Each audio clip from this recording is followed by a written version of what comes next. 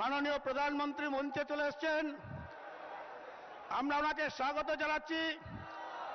ভারতীয় জনতা পার্টির জেলা সভাপতি শ্রী আশুতোষ পালকে অনুরোধ করব যে আমাদের সবার পক্ষ থেকে মাননীয় আমাদের সবার হৃদয় সম্রাট মাননীয় নরেন্দ্র মোদীকে তিনি একটি পুষ্পস্তবক দিয়ে স্বাগত জানাচ্ছেন।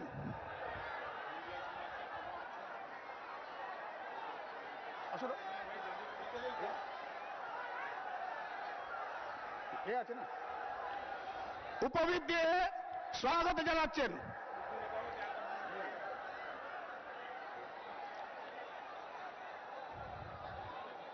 আমাদের কেন্দ্রের পর্যবেক্ষক সহ পর্যবেক্ষক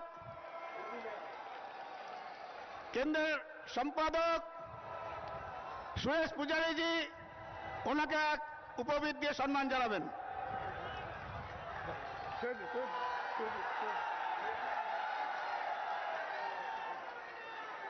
শ্রী চৈতন্যদেব নদিয়াতে জন্মগ্রহণ করেছেন, তার একটি প্রতিরূপ আর মাননীয় নরেন্দ্র মোদী দিয়ে তার হাতে তুলে দিলেন আমাদের কেন্দ্রের সম্পাদক শ্রী সুরেশ পূজারীজি। আমি সময় নষ্ট না করে আপনাদের সামনে বক্তব্য রাখার জন্য ভারতবর্ষের আপামর জনগণের হৃদয় সম্রাট মাননীয় প্রধানমন্ত্রী শ্রী নরেন্দ্র মোদীজিকে আহ্বান করব যে তার বক্তব্য শুরু করার জন্য আপনারা সবাই মিলে বলুন, মাননীয় নরেন্দ্র মোদী स्वागतम, भारत माता की। माननीय नरेंद्र मोदी जी को आह्वान करता हूं जी अपना वक्तव्य रखने के लिए।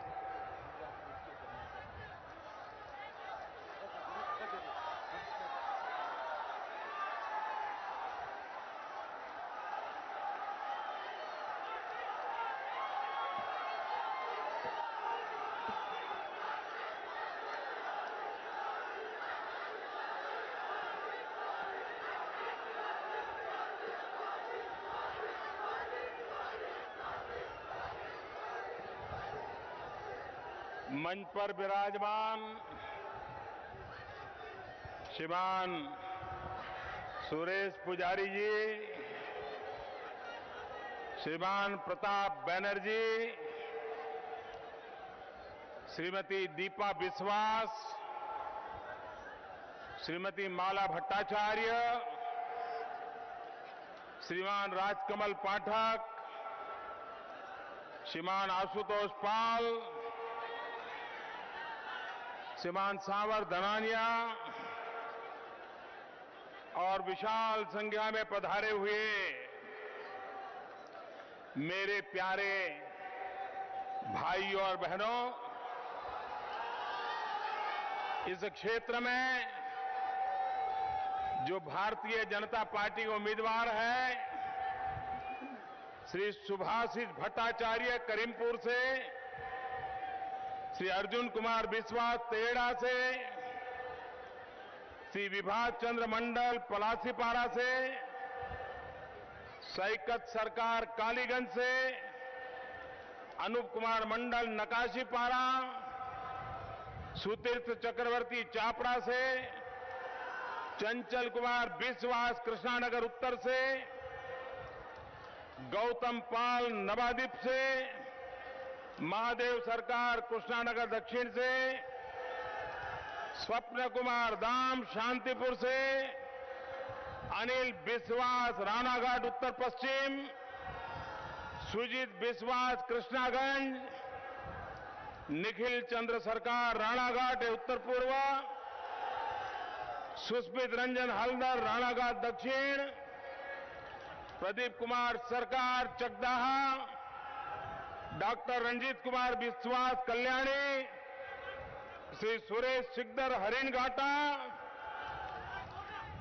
भारतीय जनता पार्टी ने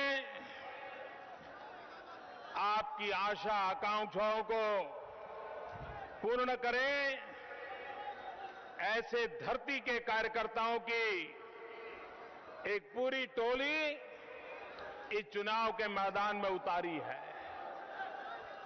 ये भारतीय जनता पार्टी के वो उम्मीदवार हैं जो आपके सुख दुख के साथी हैं, आपके बीच में पले बढ़े हैं,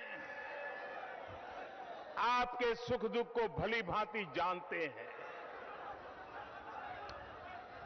ये ऐसे उम्मीदवार हैं जिन पर कोई दाग नहीं है, उनका ट्रैक रिकॉर्ड साफ है। और इसलिए मैं कृष्णा नगर के मेरे नागरिक भाइयों बहनों से इस चुनाव सभा में जब आया हूं तो हमार प्रियो भाई और बोनेरा शुभो नवो वर्षो अपना देर भालोबासा देखे खूब भालो लागेच। आपनारा सबाई केमन आछेन? मेरे प्यारे भाइयों बहनों, जब कृष्णानगर आए और सार भाजा की याद ना आए, कृष्णानगर आए और सार पुरिया की याद ना आए, लेकिन भाइयों बहनों, जो कृष्णानगर कभी बंगाल का ऑक्सफोर्ड माना जाता था,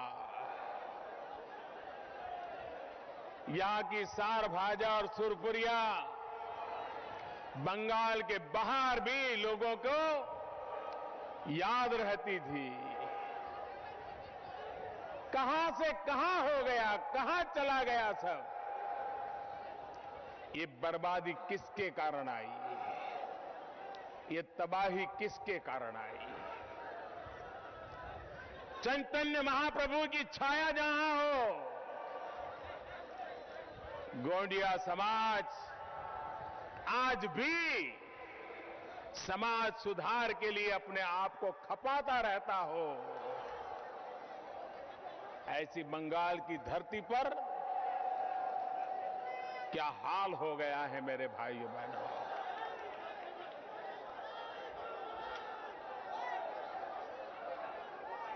मैं इस चुनाव के दरमियान पहले भी बंगाल में आया था।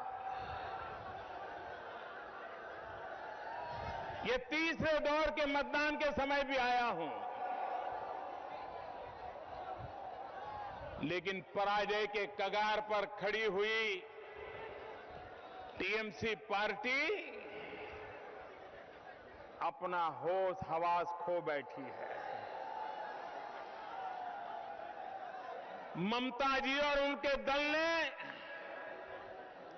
पराजय स्वीकार कर लिया है और इसलिए अब वो राजनीतिक दलों से लड़ाई नहीं लड़ रही है, वे अब इलेक्शन कमीशन से लड़ाई लड़ रही है। अरे दीदी, ये इलेक्शन कमीशन एक स्वतंत्र संस्था है। पूरे विश्व में भारत के इलेक्शन कमीशन की एक प्रतिष्ठा है और जैसे खेल में हर खिलाड़ी एम्पायर का सम्मान करता है, एम्पायर का आदर करता है, चुनाव के मैदान में भी हम सभी राजनीतिक दलों का दायित्व बनता है, सभी उम्मीदवारों का दायित्व बनता है कि हम इलेक्शन कमीशन का आदर करें, नीति नियमों का पालन करें। अरे चुनाव तो आए जाएंगे दीदी, लेकिन अगर संस्थाएं टूट जाएगी, संस्थाएं खत्म हो जाएगी, तो देश नहीं चल पाएगा। और इसलिए इलेक्शन कमीशन ने ममता जी को उनकी वाणी बर्तन व्यवहार के लिए नोटिस दिया, उनका काम था।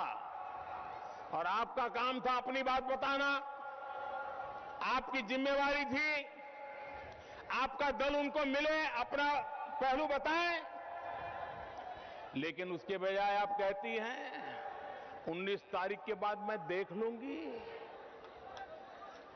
अरे देखना था तो 5 साल ये बंगाल की धरती आपको दी थी, यहां के लोगों के दुख दर्द देखे होते, यहां के लोगों की परेशानी देखी होती, यहां की गरीबी देखी होती, तो आज इलेक्शन कमीशन को देख लूंगी ये धमकियां देने की नौबत नहीं आती। आखिरकार देश कानून नियम और व्यवस्थाओं से चलता है। अगर आप उसी को मानने से इनकार करोगे तो फिर तो आपको लोकतंत्र में आस्था है कि नहीं है, भारत के संविधान के प्रति आपकी आस्था है कि नहीं है, इस विषय में भी जनता जनार्दन के सामने स्पष्ट करना पड़ेगा। भाइयों बहनों, मैं जानता नहीं हूं, लेकिन हमने कहीं पढ़ा, अब जो पढ़ते हैं सब छानबीन करके हम बोलना चाहिए, लेकिन मेरे पास समय नहीं था, तो मैंने सुना कि जो दीदी को नोटिस दिया गया उसका जवाब सरकार के चीफ सेक्रेटरी ने दिया। अगर ये हुआ है तो ये तो सबसे बड़ा चुनावी नियमों का भंग है, क्योंकि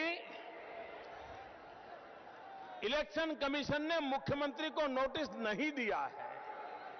इलेक्शन कमीशन ने टीएमसी के नेता को, टीएमसी के उम्मीदवार ममता दीदी को नोटिस दिया है, उसका जवाब टीएमसी पार्टी ने देना चाहिए, टीएमसी पार्टी के किसी वकील ने देना चाहिए या स्वयं ममता दीदी ने देना चाहिए।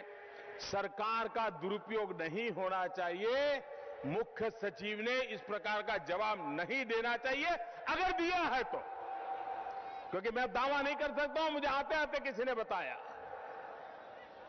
लेकिन अगर ऐसा हुआ है तो आपने चुनावी नियमों का खुलेआम भंग किया है, आपने सरकार का दुरुपयोग किया है। और आपको मालूम है, श्रीमती इंदिरा गांधी की 6 साल के लिए सदस्यता गई थी, क्योंकि उन्होंने सरकार का दुरुपयोग किया था। ममता जी कानून का काम करेगा। भाइयों बहनों, जय और पराजय होते रहते हैं, ये लोकतंत्र का स्वभाव है। लेकिन अगर पराजय के डर के कारण व्यवस्थाओं को ही नष्ट कर दें, तो मैं नहीं मानता हूं कि इतना बड़ा देश, विविधताओं से भरा देश, अनेक प्रकार से संकटों से गुजर करके निकला हुआ देश नई मुसीबतों में फंसा दोगे आप। भाइयों बहनों, बंगाल का हाल क्या है? एक जमाना था कृष्णनगर के डीएल राय, द्विजेंद्र लाल राय इस बंगाल का, कृष्णनगर का, इस धरती का कैसा वर्णन करते थे। वो कहते थे, धन्नो धान्य पुष्प भोरो आमादेर एई वसुंधरा। धन्नो धान्य पुष्प भोरो आमादेर एई वसुंधरा। তাহার মাঝে আছে দেশ এক, সকল দেশের সেরা। ও সে যে স্বপ্ন দিয়ে তৈরি, सेजे स्मृति दिए घेरा। डीएल राय कहते हैं, समृद्धि और प्राकृतिक संपदा से भरी हुई हमारी ये धरती और उसके बीच में हमारा देश सबसे अच्छा। ये हमारे सपनों और हमारी यादों से भरा हुआ है। जिस धरती पर ऐसे उत्तम कवियों के विचार हमें सुनने को मिले हो, आज वो धरती बम बनाने की फैक्ट्री बन गई। निर्दोषों को मारने के कारनामे बन गए। एक जमाना था राजा राममोहन राय, ईश्वर चंद्र विद्यासागर, एक से बढ़कर एक महापुरुष पूरे हिंदुस्तान का मार्गदर्शन करते थे। एक समय था अंग्रेजों को कलकत्ता की धरती पर आने की प्रेरणा मिली थी यहां की समृद्धि को देख करके। लेकिन आज वही धरती के नौजवान रोजगार के लिए पश्चिम बंगाल छोड़ करके बाहर जा रहे हैं। मुझे बताइए नौजवान, बंगाल में आपको रोजगार मिलना चाहिए कि नहीं मिलना चाहिए? रोजगार मिलना चाहिए कि नहीं मिलना चाहिए? आज रोजगार की संभावना नजर आ रही है। कोई नए रोजगार के लिए सरकार कुछ कर रही है? बस उनको 24 घंटे रोजगार नहीं, राजनीति करनी है। भाइयों बहनों, वो अपनी रोजगारी के लिए काम करते हैं, आपकी रोजगारी के लिए काम करने के लिए उनके पास फुर्सत नहीं।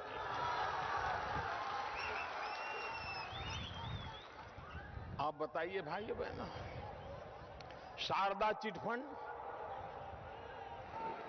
पूरे बंगाल का कोई गांव ऐसा नहीं होगा जहां से गरीबों के पैसे ये शारदा चिटफंड में डूबे न हो। और कौन लोग हैं शारदा चिटफंड में? क्यों गरीबों को चिटफंड के भरोसे छोड़ दिया गया? क्यों गरीबों को पैसों के लिए इस प्रकार के लुटेरी कंपनियों का सहारा लेना पड़ा? क्या इसका कोई उपाय नहीं था? मैं कांग्रेस को भी पूछता हूं, मैं लेफ्ट को भी पूछता हूं, मैं मैडम दीदी को भी पूछता हूं, क्या कारण है? हमने प्रधानमंत्री जनधन योजना बनाई। जब बैंकों का राष्ट्रीयकरण हुआ था तो ये कहा गया था कि गरीबों के लिए बैंकों के दरवाजे खोल दिए गए।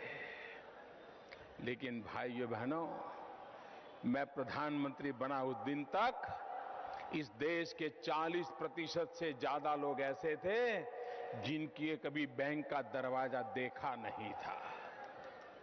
इससे बड़ा दुर्भाग्य क्या हो सकता है?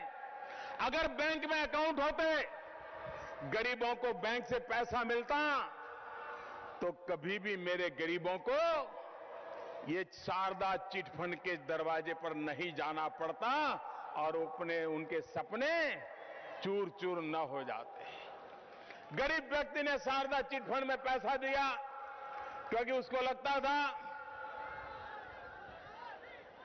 कि अच्छा ब्याज मिलेगा, बेटी बड़ी होगी तो शादी करने के लिए पैसा मिल जाएगा। उनको लगता था कि बच्चा बड़ा होगा तो अच्छी कॉलेज में पढ़ाई के लिए भेजूंगी, पैसा मिल जाएगा। उनको लगता था बच्चों की शादी करवानी है तो पैसे काम आ जाएंगे। लेकिन सारे सपने धूल में मिल गए जब ये शारदा चिटफंड वाले भाग गए।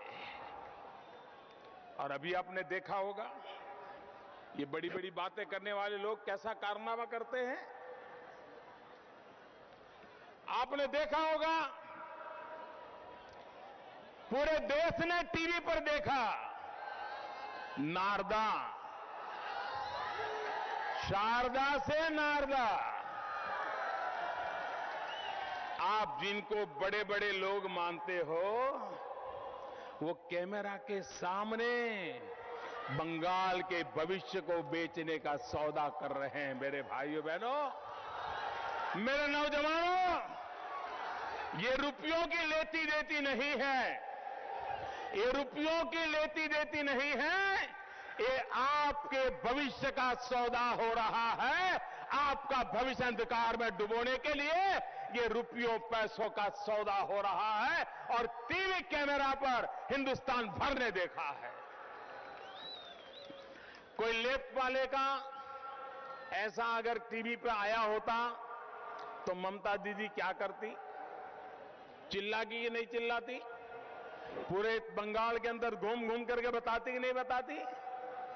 ममता दीदी, ये कैसा परिवर्तन आप में आ गया दीदी, ये पैसा परिवर्तन आप में आ गया कि आप नारदा में जो खुलेआम कैमरा के सामने पैसे ले रहे हैं और वो सौदा कर रहे हैं, अगला हफ्ता कब दोगे, टेंडर का सौदा कर रहे हैं, माल सामान का सौदा कर रहे हैं, किसको कितना पैसा मिलेगा उसकी बात करते हैं, और मुझे तो इतना दिया, उसको जरा इतना पहुंचाना, ये भी सलाह देते हैं।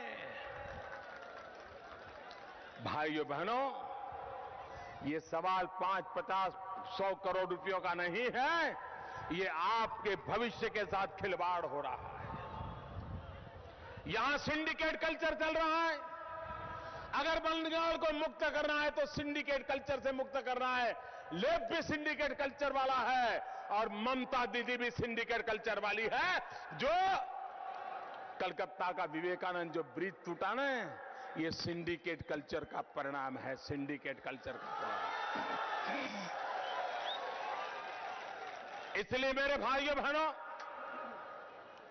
अगर बंगाल का विकास करना है, आज दिल्ली सरकार पूरी तरह आपका भाग्य बदलने के लिए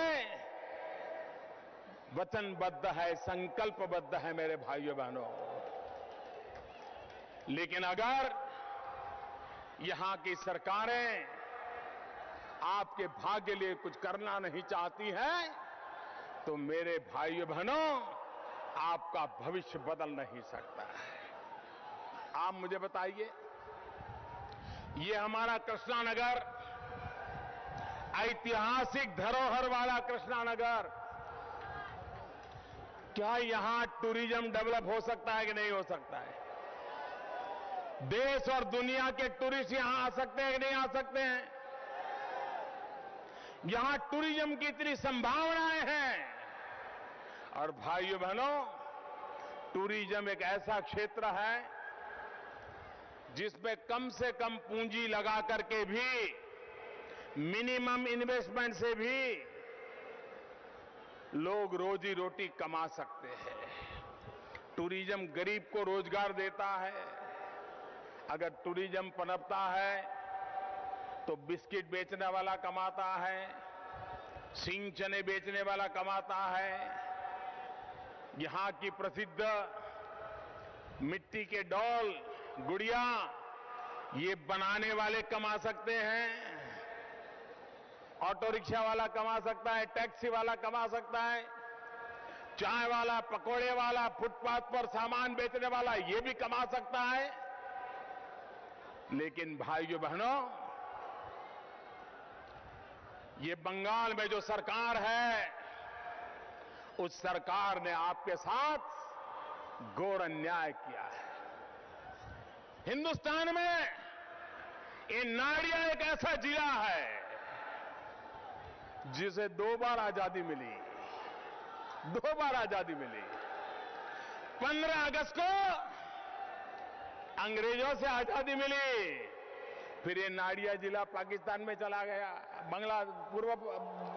आज जिसे बांग्लादेश कहते हैं, पूर्वी पाकिस्तान में चला गया। फिर 18 तारीख को वापस लाया गया। भाइयों बहनों, 15 अगस्त और 18 अगस्त 2-2 आजादी मिली है आपको। और इसलिए भाइयों बहनों, इनके पहले ही दिन से आपके प्रति कितनी उपेक्षा होगी, वरना ये कांग्रेस पार्टी 15 तारीख को इसको पाकिस्तान को क्यों सौंप देती। लेकिन जनता का आक्रोश ऐसा फूट निकला कि उसे वापस लेना पड़ा। भाइयों बहनों, ये आपके साथ अन्याय हुआ है। भाइयों बहनों, हिंदुस्तान में अगर पूर्वी हिंदुस्तान का विकास नहीं होगा तो भारत का कभी भी विकास पूरा नहीं होगा। भारत का विकास अधूरा रहेगा। पश्चिम हिंदुस्तान, कर्नाटक हो, गोवा हो, महाराष्ट्र हो, गुजरात हो, राजस्थान हो, हरियाणा हो, मध्य प्रदेश हो, इन सब का विकास हो जाए और उड़ीसा पीछे रह जाए, बिहार पीछे रह जाए, पूर्वी उत्तर प्रदेश पीछे रह जाए, पश्चिम बंगाल पीछे रह जाए, आसाम पीछे रह जाए, नॉर्थ ईस्ट पीछे रह जाए, तो कभी भी भारत का पूर्ण विकास नहीं होगा। वो विकास अधूरा रह जाएगा। भाइयों बहनों, आज तक दिल्ली में जो सरकारें बैठी, उन सरकारों ने पूरब की जो ताकत है, उस ताकत को न पहचाना, न उसके लिए कोई योजना बनाई। आज दिल्ली में ऐसी सरकार बैठी है जिसका सपना है कि हिंदुस्तान का संपूर्ण विकास करना है, तो हिंदुस्तान के पूर्वी इलाके का भी विकास होना चाहिए, पूर्वी छोर का भी विकास होना चाहिए। पश्चिम बंगाल, भाइयों बहनों, हमारी जो एक्ट ईस्ट पॉलिसी है, पूर्वी के देशों तक, कलकत्ता देश को चलाने की एक बहुत बड़ी ताकत बन के फिर से उभर सकता है। अंग्रेजों के जमाने से पहले कलकत्ता की जो ताकत थी, वो दोबारा पैदा हो सकती है। और इसलिए मेरे भाइयों बहनों, कृषि क्षेत्र, एग्रीकल्चर, वो ऐसा एक ताकतवर कारण है, अगर जिसको बल दिया जाए तो पूर्वी हिंदुस्तान एक नई कृषि क्रांति कर सकता है, दूसरी कृषि क्रांति कर सकता है। नौजवानों के रोजगार के लिए startup India, stand up India, मुद्रा योजना, एक के बाद एक ऐसी योजनाएं लागू की है भारत सरकार ने, जिस मुद्रा योजना के तहत इतने कम समय में 3 करोड़ से ज्यादा लाख लोगों को 1.25 लाख करोड़ से ज्यादा रकम उनको दे दी गई, कोई भी गारंटी के बिना दे दी गई। गांव में रोजगार करने वाला, कोई अखबार बेचता हो, कोई दूध बेचता हो, कोई बर्तन बेचता हो, कोई कपड़े बेचता हो, छोटा सा दुकान लेकर के बैठा हो, ब्याज से पैसे लेने जाता पड़ता है साहूकार के पास। अगर उसको पैसे मिल जाए तो ताकत से अपना काम कर सकता है और ब्याज के चक्कर से मुक्त हो जाता है। और इसलिए मुद्रा योजना के तहत आज 50 लाख रुपया तक की रकम ऐसे सामान्य लोगों को देने का प्रारंभ कर दिया। और उसके कारण जो कल तक नौकरी ढूंढता था, वो आज किसी को नौकरी देने की ताकत वाला बन गया है और उसके आर्थिक जीवन में परिवर्तन आया है। भाइयों बहनों, बंगाल का भाग्य बदलने के लिए मेरा 3 पॉइंट का एजेंडा है। 3 पॉइंट का एजेंडा है। पहला, विकास। मेरा पहला एजेंडा है विकास। दूसरा एजेंडा है तेज गति से विकास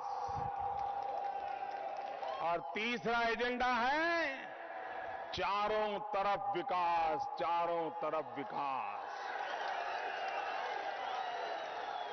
भाइयों बहनों, आजादी के 70 साल होने आ रहे हैं। क्या देश के हर गरीब से गरीब बच्चे को अच्छी शिक्षा मिलनी चाहिए कि नहीं मिलनी चाहिए? अच्छी शिक्षा मिलनी चाहिए कि नहीं मिलनी चाहिए? और इसलिए मेरा एजेंडा है बच्चों को अच्छी पढ़ाई। आजादी के 70 साल होने जा रहे हैं। नौजवान को रोजगार मिलना चाहिए कि नहीं मिलना चाहिए? नौजवान को रोजगार मिलना चाहिए कि नहीं मिलना चाहिए? बूढ़े मां बाप को छोड़ करके जाना अच्छा लगता है क्या? उनको अपने इलाके में रोजगार मिलना चाहिए कि नहीं मिलना चाहिए?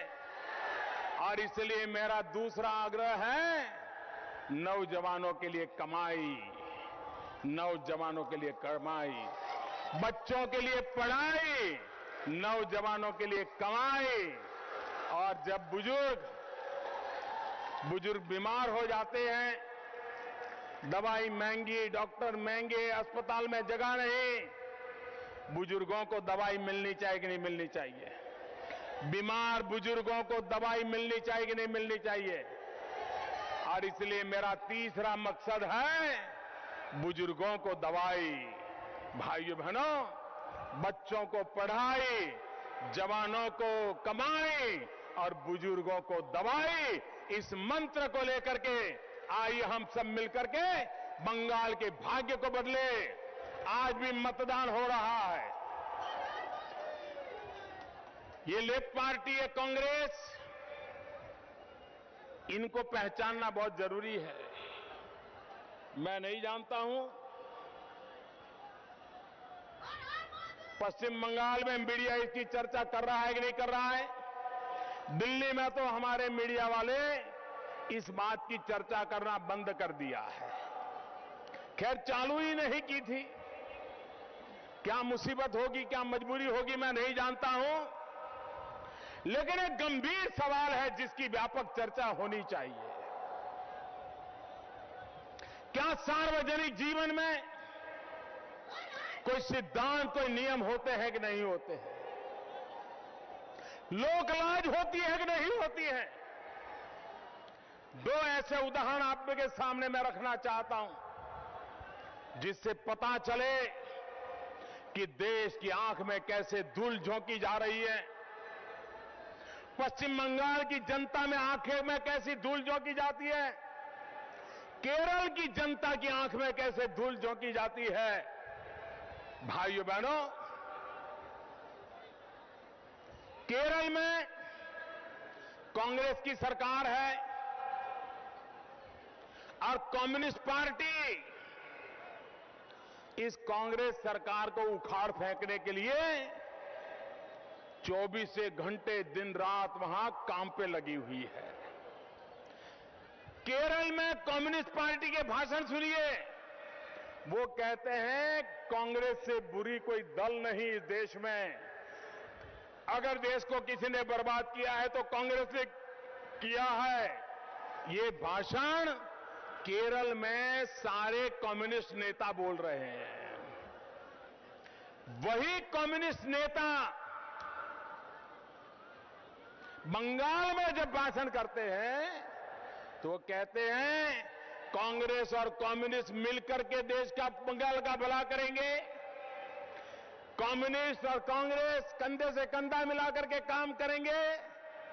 क्या इस देश की जनता को आप मूर्ख समझते हो क्या? केरल में तो कुश्ती करते हो और बंगाल में आकर के दोस्ती करते हो।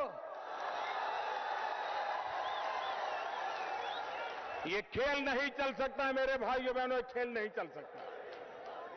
और इसलिए समय की मांग है, समय की मांग है कि कांग्रेस पार्टी के झूठ को समझे, कम्युनिस्ट पार्टी के झूठ को समझे। लेकिन इससे ज्यादा गंभीर बात यह है वे अपना पाला पलटे, उनको मुबारक। वो अपने सिद्धांत छोड़े, उनको मुबारक। वो अपना रास्ता बदल ले, उनको मुबारक। लेकिन मेहरबानी करके जनता को अपने जेब में मानने का पाप मत कीजिए, मत कीजिए। आप जनता को अपनी जेब में मानते हो और इसलिए आप जो करो सब जनता चुपचाप सह लेगी। वो जमाना चला गया, वो वक्त चला गया। अब जनता आपका हिसाब मांगेगी, जनता आपका हिसाब मांगेगी कि आप केरल में क्या कर रहे हो, बंगाल को क्या बता रहे हो। केरल की जनता जवाब मांगेगी कि बंगाल में तो तुम मिलजुल करके लड़ रहे हो और केरल में आकर के तुम कांग्रेस की सरकार उखाड़ करके कम्युनिस्टों की सरकार लाने के वादे कर रहे हो। भाइयों बहनों, इस प्रकार का सार्वजनिक जीवन हम कभी सोच भी नहीं सकते। अगर आप में हिम्मत थी तो बंगाल में समझौता किया, केरल में भी कर लेते, हम सवाल नहीं उठाते। और केरल में लड़ रहे हो सामने सामने तो बंगाल में भी लड़ लेते, हम सवाल नहीं उठाते।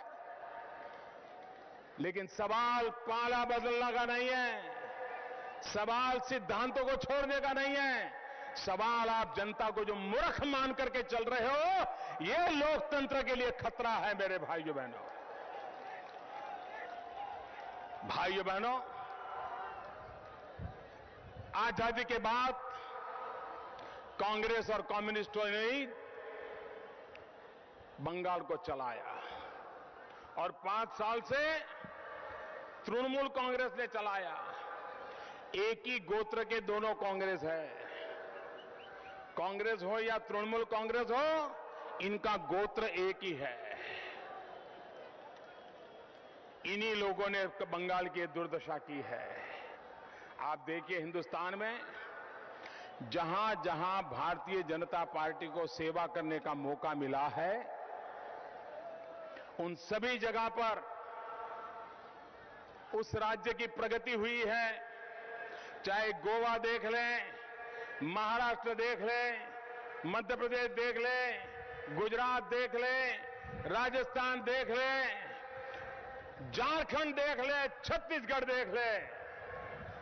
जहां जहां भाजपा को 5 साल भी सेवा करने का मौका मिला, उसने राज्य को नई ऊंचाइयों पर ले गए हैं। यह हमारा ट्रैक रिकॉर्ड है और इसलिए आज मैं हमारे ट्रैक रिकॉर्ड पर आपसे आग्रह करने आया हूं कि आप भारतीय जनता पार्टी को भव्य विजय दिलाइए, भारी बहुमत से विजय दिलाइए और भ्रष्टाचार मुक्त बंगाल का सपना पूरा कीजिए,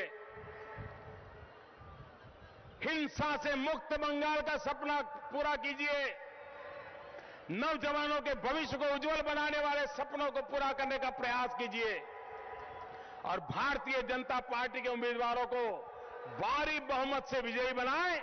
इसी एक अपेक्षा के साथ आप सबका बहुत बहुत धन्यवाद।